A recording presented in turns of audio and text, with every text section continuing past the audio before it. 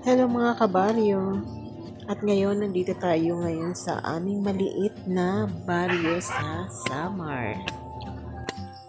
Sa ngayon, hindi na siya katulad ng dati na isang square lang yung pagkaka-street niya. Kumbaga, 4 na street lang siya. Na sa bawat street na yon, sumosobra lang siya. O sobra sa pagka-square. Hindi ko alam kung tama yung pagkaka-description ko. Pero sa ngayon, hindi na lang siya parang isang square yung pagkaka-street namin. Parang 2 square na siya. Na meron naman mga lumalampas pa, kumbaga parang mga pabuntot na pinakamahabang kalsada, sulok-sulok. Kadara ko sa isda. Hindi ko alam kung paano ang tamang paliwanag. At ngayon, ayan, meron na rin sa taas ng bundok. Dati kasi, nasa paanan lang ng bundok yung baryo namin. So, ngayon, ito, pag akyat mo sa hagdanan, meron na rin yan dito sa taas. So, hindi na siya bundok. Dati bundok to eh. Ngayon, nagkaroon na siya ng mga bahay-bahay dito sa taas. At kalsada na siya. Dati natatandaan ko, puro pato, putik, madamo. Ngayon, ito na. Sementado na siya at hindi na siya maputik at madamo dahil isang mahabang kalsada na siya.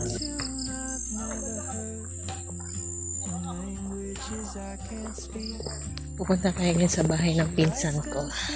Sisilip lang tayo kasi ako'y may pupuntahan.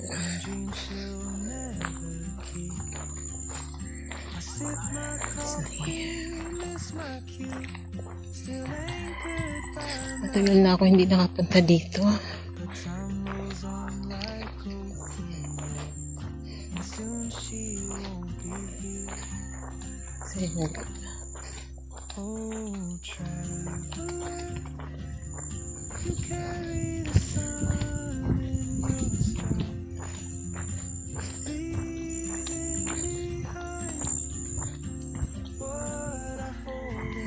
Ganda dun, oh. Dati, ano pa to? Bundok. Tapos putik-putik pa to. Madamo pa. Niyan. Ini na. Simentado na. Ini ang balay sa ako. Patod. Chato-chato.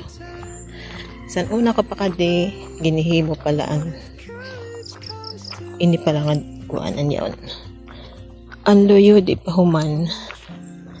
Ginpipinanday pa. Yan may nadunduhan na.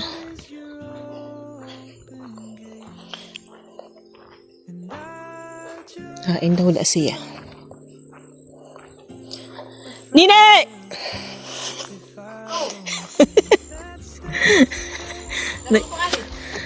San kuan pa?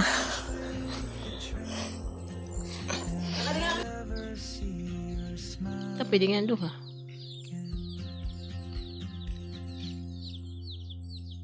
At pagkatapos ng maiksing kumustahan at kwentuhan, meron kami naisip na puntahan. Kabay sila natin yan. Sarap na din. Amo ko maglubunak akda daw ko. Kunin ni Palawan. Sa kanila ini. Pagbuta mo, haon na, no? Oo nga, yung mga hadok sila din. Sino man yung nagkakan na?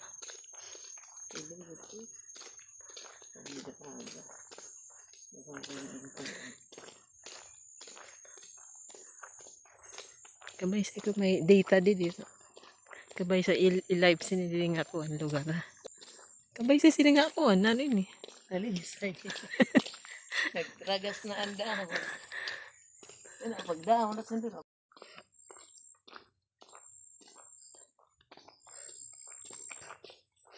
Ganda di, diretso na yun sa kanya manong ako.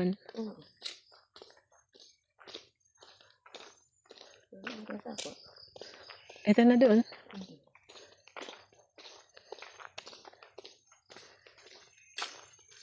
May no.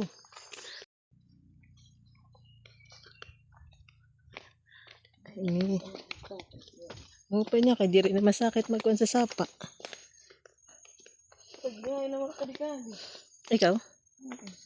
Bisan nga hadi ka la.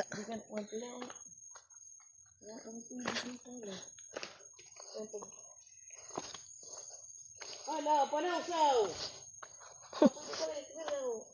Matinaw.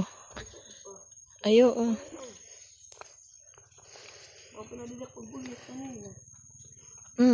Bigan pa. Labi na sangkwan na, no? So, andito kami ngayon sa Sapa or Ilog. Dito yung labahan namin ng mga damit, yung mga gustong maglaba at umakyat dito sa bukid para makatipid ng tubig. Or maligo na rin kasi minsan medyo mahirap ang tubig dito sa baryo namin. Hindi lang pala minsan, talagang mahirap ang tubig dito sa baryo namin. Pero at least mabuti nga ngayon, nagkaroon na rin siya ng supply, nagkaroon na rin kami ng mga gripo sa bawat bahay na gustong magpakabit ng tubig para hindi ka na mahirapan sa igib ng igib.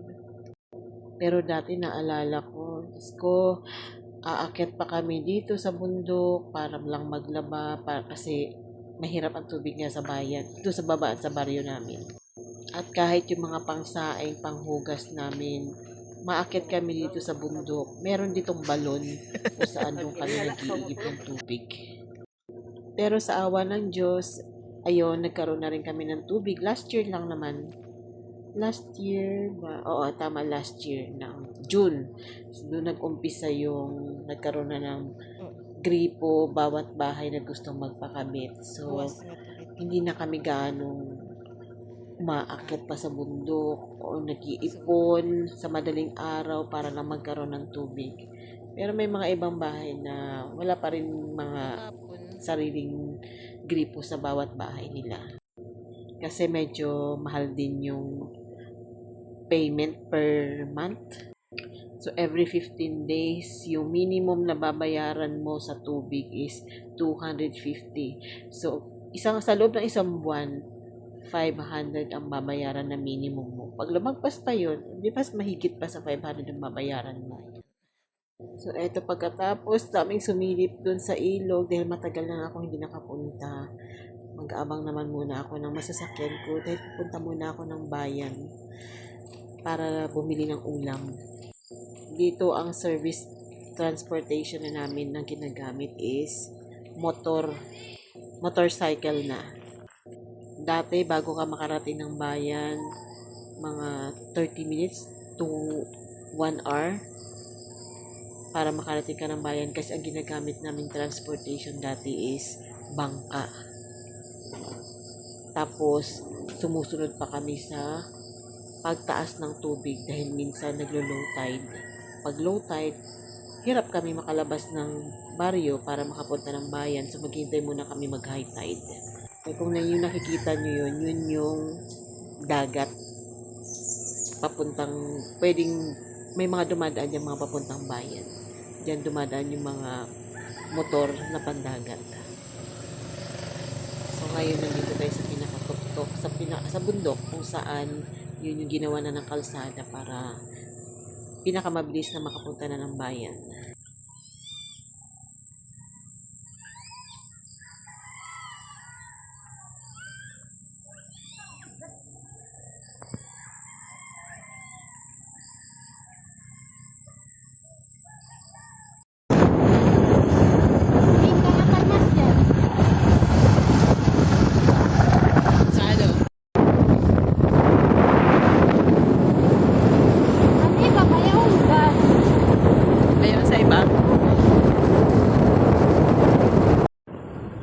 Ngayon, nakahanap din tayo ng masasakyan papuntang bayan.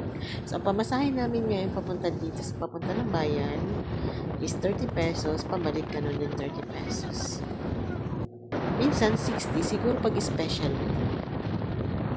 Pero itong nasakyan ko dahil hindi naman siya special kasi sakto, meron siyang hinatid. Kaysa naman pabalik, wala siyang pasahero. So, 30 pesos. Tapos mamaya, yung pabalik ko na, yun yung magbabayad ako ng 60 kasi malamang baka wala na akong kasabay. Dahil papagabi na to at sa ganitong oras, wala na ganong pumupunta ng bayan except doon sa may mga sariling sasakyan. At dahil inuna ko muna yung makipagtsikahan sa pinsan ko, ito ngayon naghahabol ako ng oras papunta ng bayan. Medyo nasisilip pa natin yung sunset, kaso nga lang hindi siya ganong kita.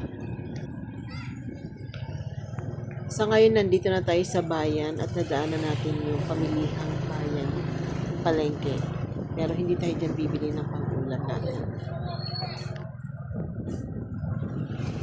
So, nilagpasan lang natin ang palengke kung saan diretso tayo sa baybay. Ang tawag dito is baybay. Nandito yung mga halo-halong mga pamilihan. May mga grocery, kung ano-ano, or meron din mga gulayan, meron din mga nagtitinda ng mga karne or isda, basta halo-halo na siya. So dahil hapon na nga halos sarado na yung lahat ng mga tindahan, karamihan. At dahil wala tayong dalang cash at ang pera natin ay nasa GCash, so maghanap tayo kung saan tayo pwede makapag-cash out. Nag-GCash ba dito? Ito. Sige.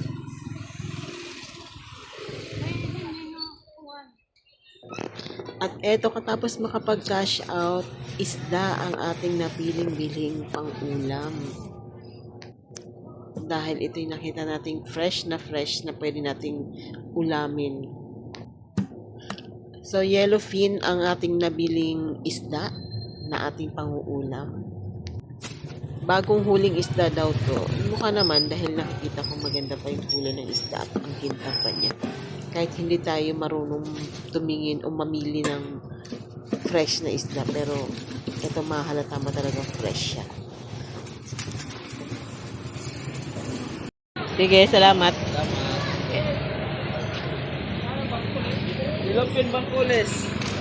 Ang gulay. At meron pa rin tayong naabutan na isang tindahan bukas pa. So, dito tayo nakabili tayo ng gulay. Gulay na ang binili ko. At mga pangsahog sa ating biniling isda.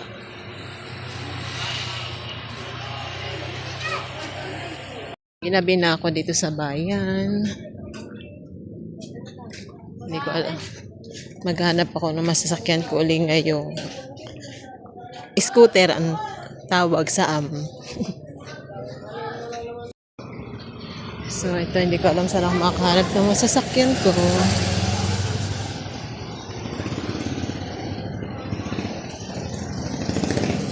Hindi ko alam kung meron pa ako masasakyan dito. Maliwanag pa tingnan, pero madilim na dito.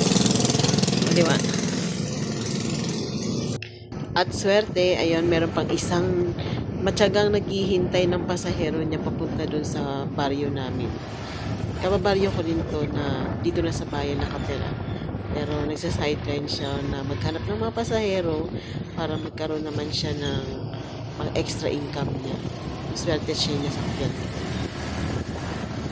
Sa camera ko medyo maliwanag pa siya tingnan, pero in person madilim na yan. Dito sa kalagitnaan ng aming biyahe, ayan, talaga makikita mo na dumilim na talaga yung paligid. Pero sa camera ko, medyo light pa yan, parang maliwanag. Pero sa personal, habang nagmamaneho kami, ang dilim na niya sa gigilid. Na kung hindi sa mga ilaw, matatakot ka baka may biglang lumabas na wakwak. Dati pa man din nung mga una-una pang panahon, pag mga ganyang oras na sa amin, so lahat mga takot na kasi ewan ko kung totoo yung mga kwento-kwento na may wakwak doon na lumalabas. Pero awa ng Diyos, ako mula nang dumating naman ako ng summer, mula nang pagdating ko doon, kasi nung bata ako hindi ako dito sa summer nasa Manila ako. So, mula nang dumating ako dito, wala pa naman ako nararamdamang may aswang. Mga huni-huni lang naman ang ibon. Pero mga kwento-kwento, meron daw.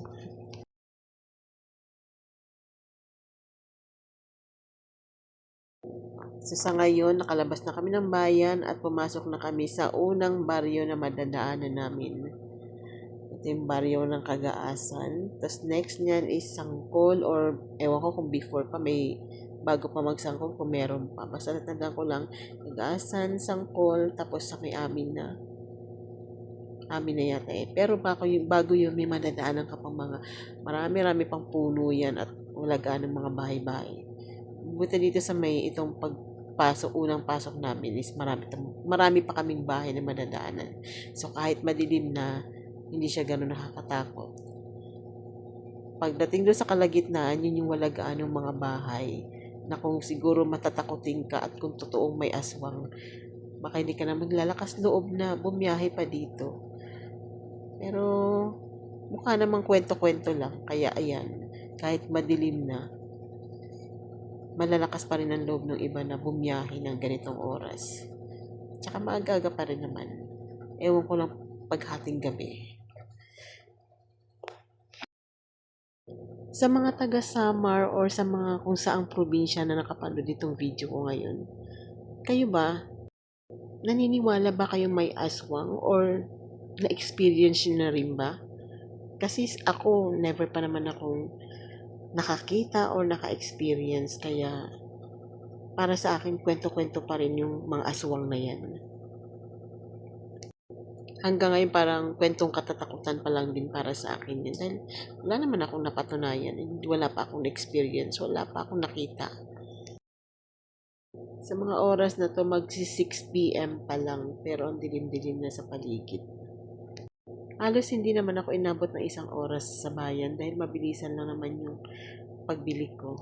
Sa pagka-cash out lang naman ako medyo natagalan. Pero sa pagpili ng mauulam, isang pilian lang yun kasi wala naman na akong ibang mapagpipilian pati.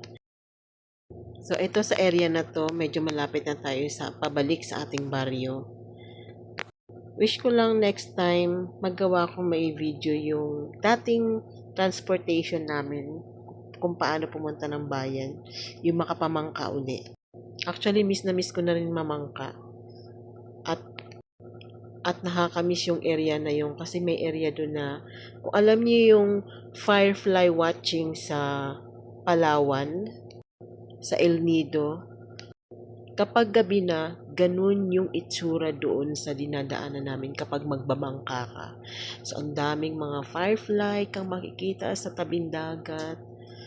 Basta nung nandun ako nung dati sa El Nido, feel na feel ko yung ganung vibe. Sabi ko, boy, parang sa probinsya namin to.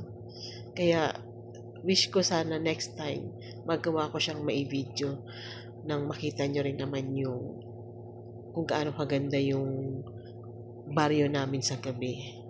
Lalo kapag ganyang walang buwan kasi doon kitang-kita mo yung mga firefly. Na aninipot ang tawag sa amin. Sa Tagalog is alitap-tap. Ayun. Sa amin naman sa Waray is aninipot. Kaya sana next time yun naman yung magawa kong mai-video.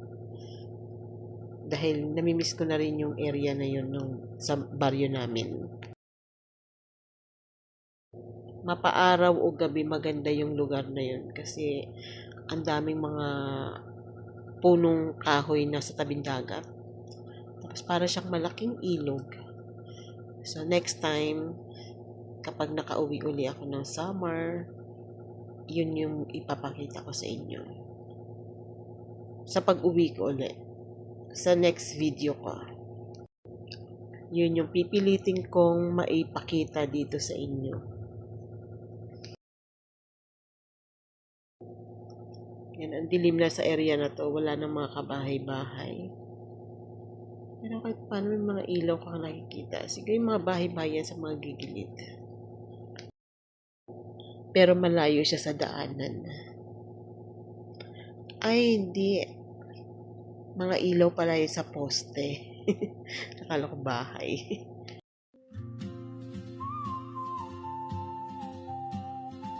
Mga ilaw pala sa poste.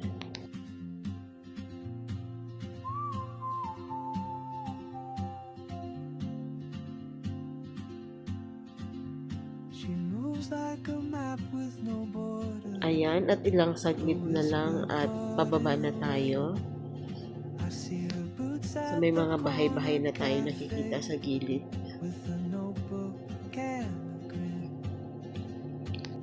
At pagkahatid sa akin itong sinakyan ko, babalik pa rin siya ng bayan. Dahil doon siya, sa ngayon doon na siya nakatira. Kahit may bahay sila dito sa baryo. And finally, nakarating din tayo ng baryo.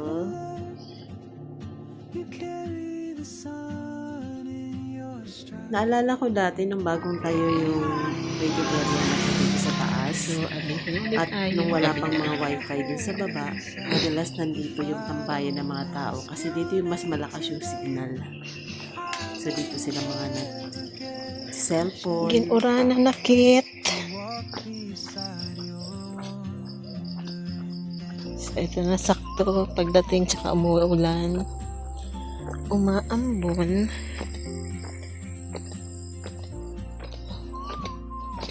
Bago lumakas yung ulan. Baba na tayo.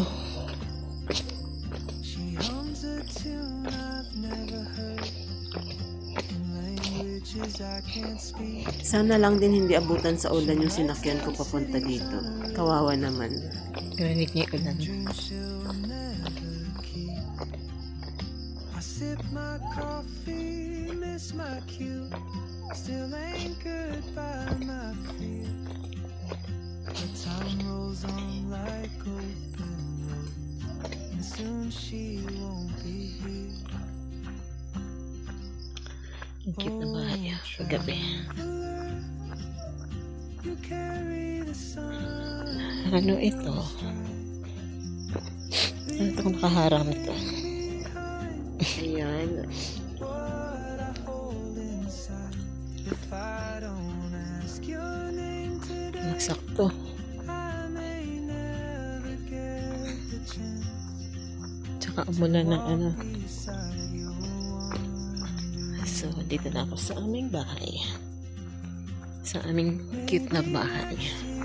in my dream, or on some quiet Yung aso namin bantay.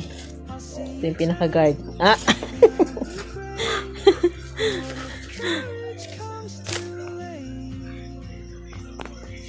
Okay. Paano makapasok? Pahirapan. Ay! Tatay ko, ano tayo? Ay!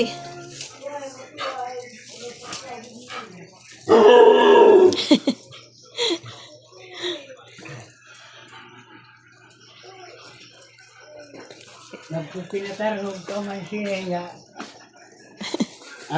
Good.